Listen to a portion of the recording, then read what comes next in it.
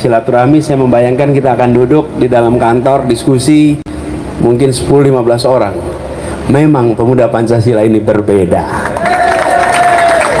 Begitu kita bicara tentang jumpa, langsung semua. Jadi saya tadi datang agak kaget juga Mas Habib tadi. Pak Ilyas ini dahsyat Mas Ilyas, luar biasa. Dan ini juga buat saya perjumpaan lapor, karena sebagai anggota saya belum lapor ke DKI Jakarta nih. Lapor Pak Ketua, nomor saya 007 Pak Ketua. Anggota PP, dan selama ini sudah menjalankan tugas juga sebetulnya sebagian. Kenapa? Ini tadi kita obrolkan. Pemuda Pancasila didirikan bukan sekedar sebagai organisasi biasa. Dari semua organisasi kepemudaan, pemuda Pancasila menempelkan kata Pancasila di dada setiap anggotanya. Betul tidak? Dan menempelkan logo yang terpancang di Garuda Pancasila di setiap dada anggotanya. Ini artinya dia didirikan dengan komitmen tunggal, yaitu menjaga ideologi Pancasila. Oleh karena itu, ketika semua yang menjadi bagian dari keluarga besar pemuda Pancasila memiliki tanggung jawab moral yang amat besar. Tanggung jawab moral ini, kalau boleh saya menyampaikan di sini, pasti bukan yang pertama kali dikatakan. Ini selalu dikatakan dalam setiap pertemuan. Tapi ini barangkali rukunnya dalam pertemuan, bahwa kita harus terus mengingatkan diri kita bahwa setiap anggota pemuda Pancasila adalah Pancasila berjalan di Republik ini.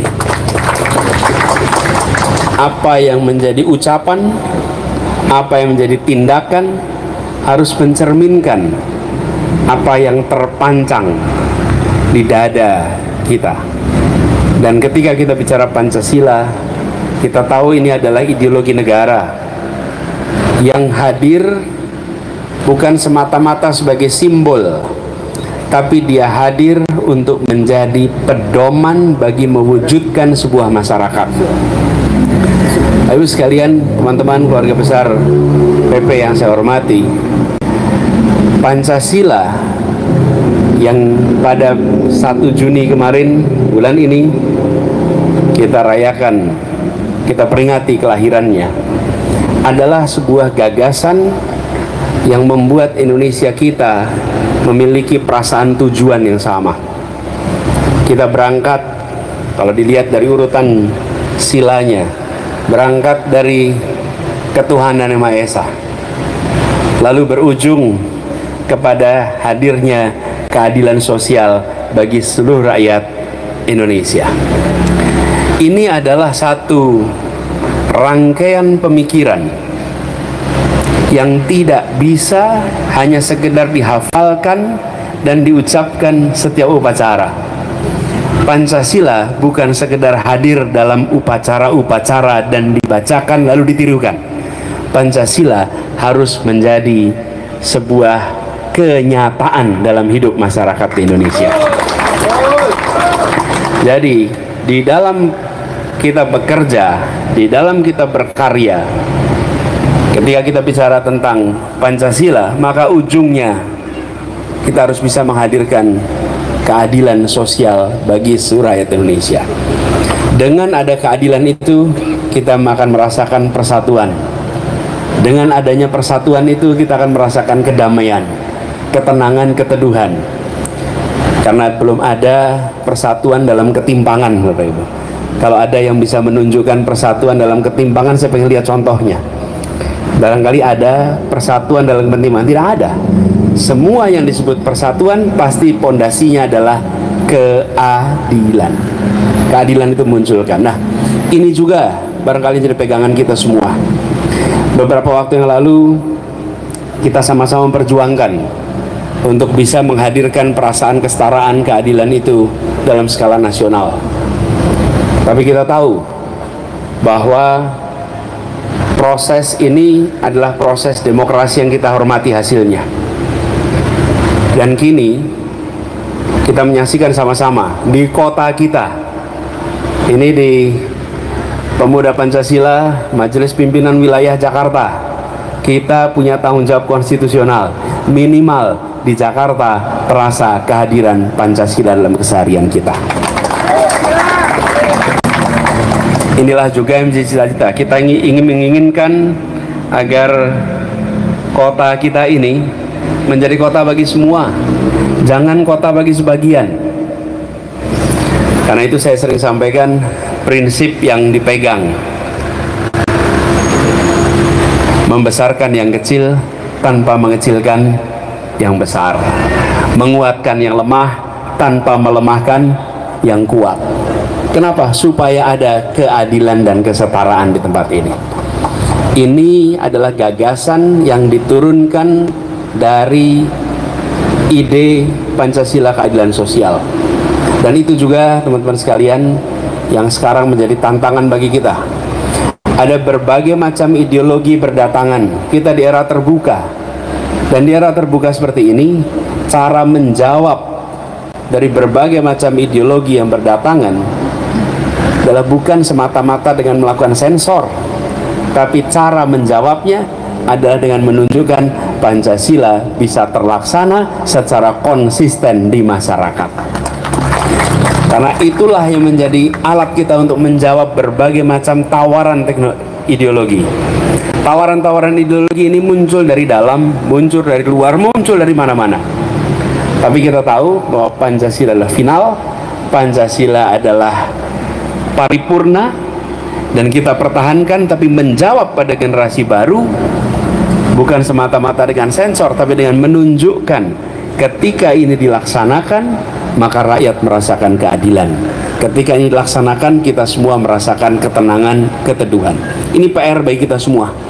Dan Pemuda Pancasila saya rasa punya tanggung jawab moral, karena di antara semua satu-satunya yang dalam langkah apapun selalu tegas, eksplisit mengatakan Pancasila di dadaku, Pancasila tanggung jawabku, Pancasila kehadiranku.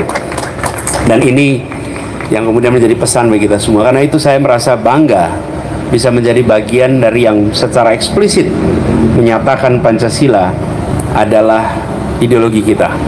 Nah, kita semua menyaksikan dalam perjalanan sejarah beberapa waktu yang lalu ketika peresmian sekretariat MPP di MPM di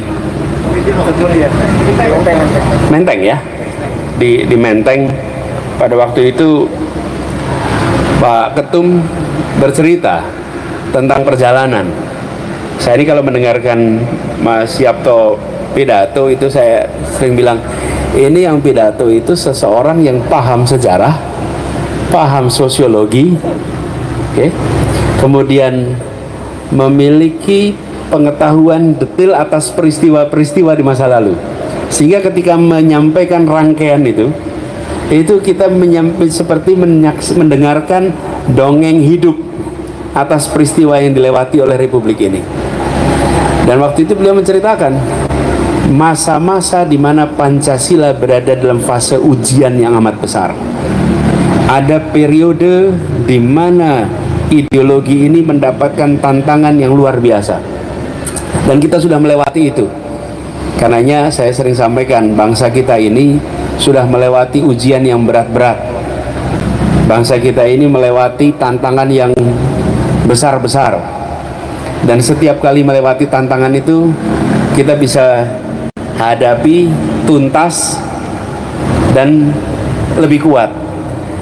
Jadi saya pernah mengatakan begini, bangsa Indonesia ini sering mengecewakan orang-orang yang pesimis tentang Indonesia. Yang pesimis kecewa, yang optimis bangga.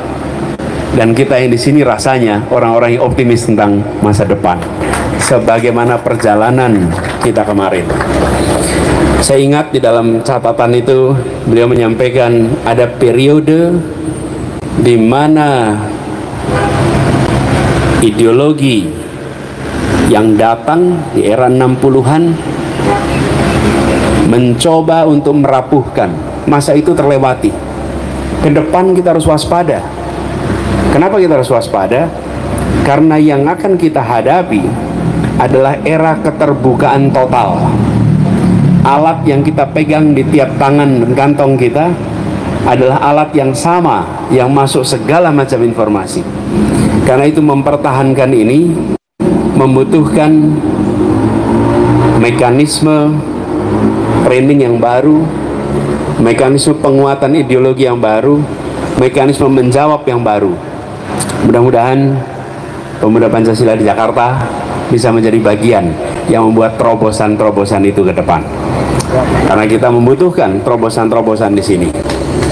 Dan teman-teman sekalian yang saya hormati, izinkan juga dalam kesempatan ini saya menyampaikan kepada semua bahwa pada saat ini kami sedang dalam satu fase di mana sebagai anggota Pemuda Pancasila mendapat panggilan untuk kembali bertugas di Jakarta.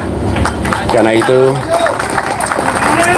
saya ingin sampaikan kepada semua bahwa ketika panggilan tugas ini ada, maka kami akan menjawabnya dengan sebuah niatan bahwa kita ingin kota ini kota milik semua, kota di mana keadilan sosial terjadi pada seluruh rakyat Jakarta. Dan itu artinya apa? Artinya Pancasila hidup di dalam masyarakat di Jakarta. Mudah-mudahan kita bisa bersama-sama menghadirkan keadilan itu di Jakarta. Bisa bersama-sama menghadirkan perubahan itu di Jakarta.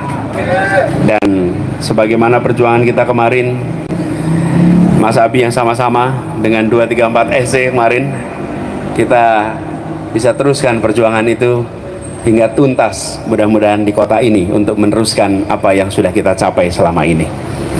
Dan buat teman-teman semua, saya ingin sampaikan apresiasi dan terima kasih Mas Ilyas Abdullah dan seluruh keluarga besar pimpinan MPW PP DKI Jakarta yang sudah berkumpul bersama. Mudah-mudahan pertemuan ini adalah pertemuan yang penuh keberkahan, menjadi babak awalan baru untuk perjuangan kita bersama ke depan. Dan insya Allah dengan niat baik, bersama orang baik, untuk tujuan baik, dimudahkan untuk sampai pada akhir perjuangannya. Terima kasih sekali lagi pada semuanya, dan sekali lagi apresiasi yang setinggi-tingginya. Insya Allah apa yang sudah menjadi cita-cita kita untuk menghadirkan Pancasila bisa terlaksana dengan baik. Amin. Terima kasih kepada semuanya. Pancasila, Pancasila, Pancasila. Sekali lahir terkembang. Assalamualaikum warahmatullahi wabarakatuh.